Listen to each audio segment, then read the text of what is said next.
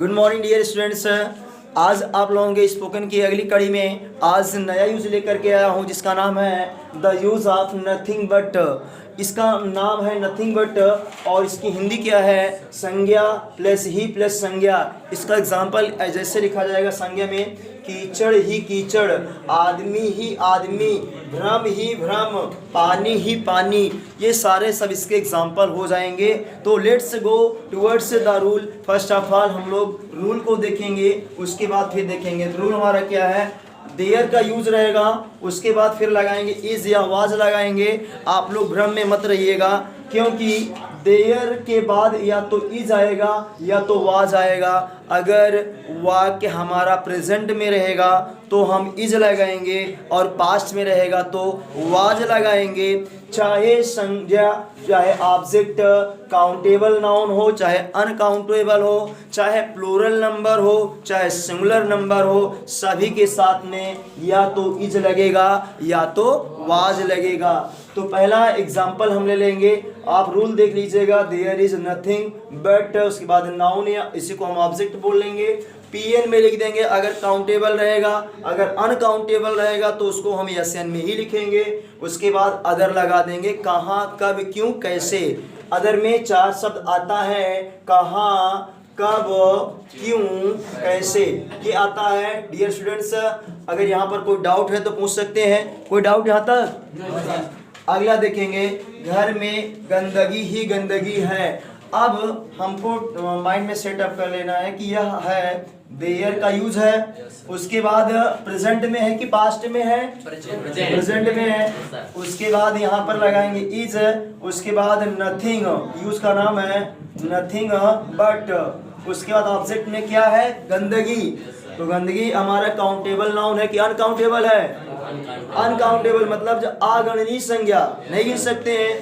तो इसका होता है डर्टीनेस, डर्टीनेस। उसके बाद अदर में कहाँ, कहाँ है, घर में। इन द क्या लग जाएगा, इन द हाउस, घर में हो गया इन द हाउस। अगला वाक्य मेरा, सीमा पर सैनिक ही सैनिक हैं। अब बताइए सैनिकों को आप गिन सकते हो कि नहीं गिन सकते हो?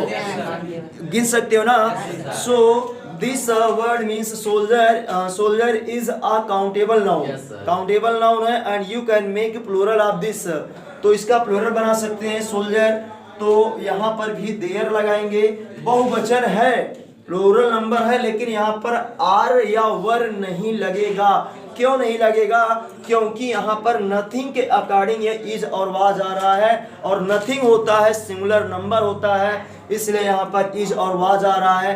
आप ऑब्जेक्ट के हिसाब से क्रिया मत लगाना, यहाँ पर नथिंग के अकॉर्डिंग यहाँ पर क्रिया आएगी, इसलिए यहाँ पर इज और वाज आ रहा है। नहीं कहेंगे सोल्जर्स तो बहुवचन है, यहाँ पर आर आना चाहिए, गलत बात है। ऑब्जेक्ट को नहीं माइंड में कर रखना है, हम नथिंग को रखना है। नथिंग मीन्स कुछ भी नहीं होता है। तो देयर, उसके बाद इज, उसके बाद नथिंग, नथिंग बट, उसके बाद क्या लगाएंगे, सोल्जर्स, बहुवचन है। मैं सारा डाउट क्लियर कर दिया हूँ, सोल्जर्स है। उसके बाद कहाँ पर है, सीमा पर, at on the border, on the border, चूंकि सीमा on the border, on the border सीमा पर हो गया।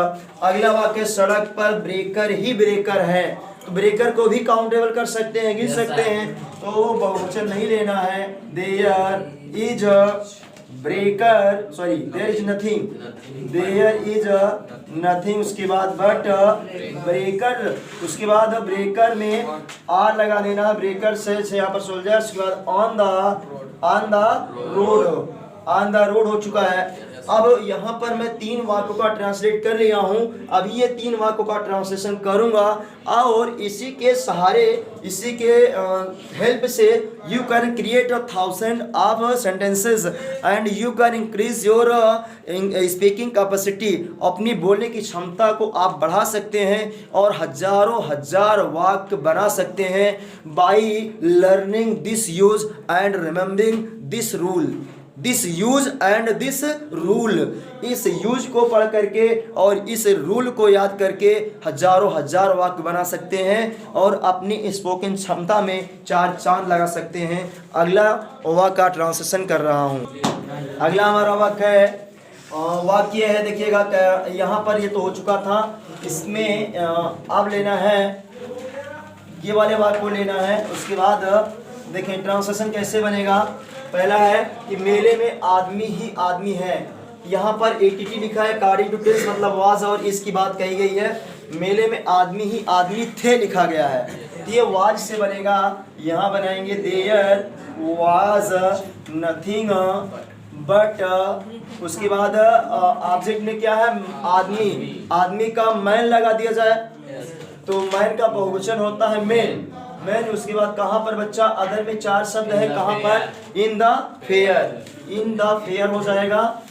तो ये सेंटेंस मेरा हो गया। अगला सेंटेंस है तुम्हारे दिमाग में भ्रम ही भ्रम है। कुछ पढ़ाते हैं तो कहते हो सर जी अभी डाउट है, फिर पढ़ाते हैं डाउट है, तो मैं बना दिया वाक्य देयर इज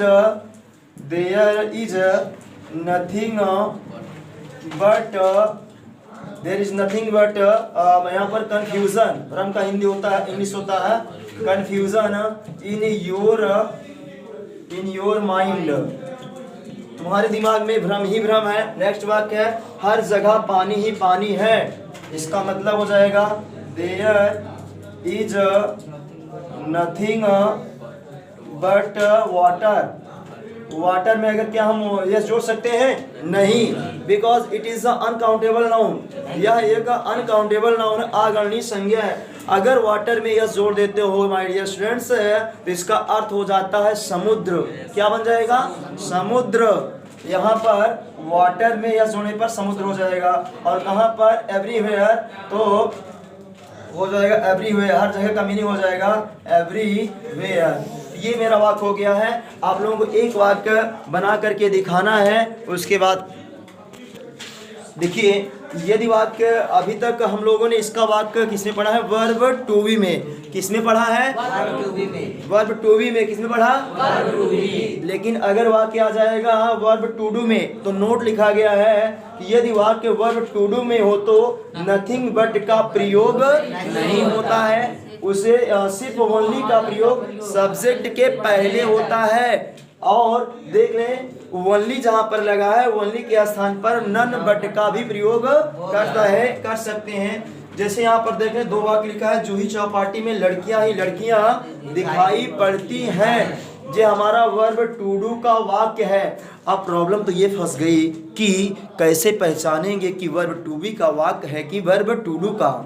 तो कैसे पहचानेंगे, जिसमें काम नहीं होता है उसे कहते हैं वर्ब टू बी, और जिसमें कार्य होता है उसे कहते हैं वर्ब टू डू। तो अब देखिए इसके पहले वाले वाक्य में जैसे बोला गया था कि घर में गंदगी ही गंदगी है, तो उसमें कोई काम नहीं हो रहा था, लेकिन यहाँ पर लड़कियां ही लड़कियां दिखाई पड़ती हैं, इस यहाँ पर दिखाई पड़ने का काम हो रहा है। और इसका टेंस मेरा देखेंगे ये जा रहा है प्रेजेंट इंडेफिनिट में। तो यहाँ पर ओनली का मतलब नथिंग बट का प्रयोग नहीं होगा, ओनली का प्रयोग हो सकता है या नन बट का प्रयोग कर सकते हैं। तो चलिए इसका ट्रांसलेट कर लेते हैं, चाहे ओनली से करिएगा चाहे नन बट से करिएगा। सॉरी नन बट के स्पेलिंग है यहाँ पर एन ओ यानी नन बट, तो ओनली से करें कि नन बट से करें, ओनली से कर दे रहा हूँ ओनली। उसके बाद यहाँ पर ओनली, उसके बाद तुरंत सब्जेक्ट जोड़ा जाएगा गर्ल्स, ओनली गर्ल्स। उसके बाद टेंस हमारा प्रेजेंट इंडेफिनिट में है ना,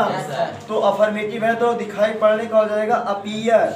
अपीयर में यस नहीं जुड़ेगा क्योंकि कर्ता हमारा बहुवचन है। उसके अपीयर्स अपीयर एट, उसके बाद कहाँ पर जूही चौपाटी, जूही चौपाटी। ये हो गया मेरा ट्रांसलेशन। नेक्स्ट सेंटेंस है बारात में लड़के ही लड़के नाच रहे थे, इसका ट्रांसलेट मैं नन बट से बनाऊंगा। ये पास्ट कंटिन्यूअस है ना, कौन सा टेंस है, पास्ट कंटिन्यूअस है, तो इसको बनाएंगे नन बट से, नन बट से।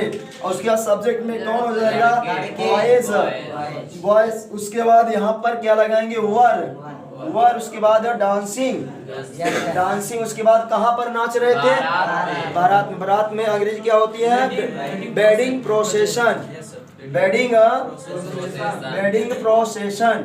तो ये बारात की मीनिंग होती है। तो ये आप समझ जाइएगा। नोट पुनः, अगर वाक्य वर्ब टू बी में रहेगा तो देयर से स्टार्ट होगा, देयर इज नथिंग से स्टार्ट होगा। अगर वाक्य वर्ब टू डू में रहेगा तो या तो ओनली से स्टार्ट होगा या तो नन बट से स्टार्ट होगा। दोनों का एग्जाम्पल मैं दे दिया हूँ, दोनों का रूल में वर्ब टू डू में कोई रूल नहीं होता, वो टेंस के अकॉर्डिंग घूमेगा, टेंस के अकॉर्डिंग जाएगा। पहला वाला प्रेजेंट इंडेफिनिट में था, ये वाला पास्ट कंटिन्यूअस में है, तो जिसमें जाएगा आप उसमें आप बना सकते हैं। फिर भी अगर आपको कोई डाउट है तो कमेंट करके पूछ सकते हैं। 10 मिनट के बाद देखिए आप लोगों के लिए मैं 2 sentence as a homework group में दे रहा हूँ कि तालाब में काई ही काई है, तालाब में काई ही काई है, तालाब में काई ही काई है। कितना बार हो रहा है? 2 बार हो रहा है। तालाब में काई ही काई है, ये वाला वाक्य हो गया। उसके बाद घाट पर लाश ही लाश दिखाई पड़ रही है। इस वाक्य का ट्रांसलेशन करके आपको बताना है। और तब तक के लिए जय Hind, Vande Mataram, thank you so much.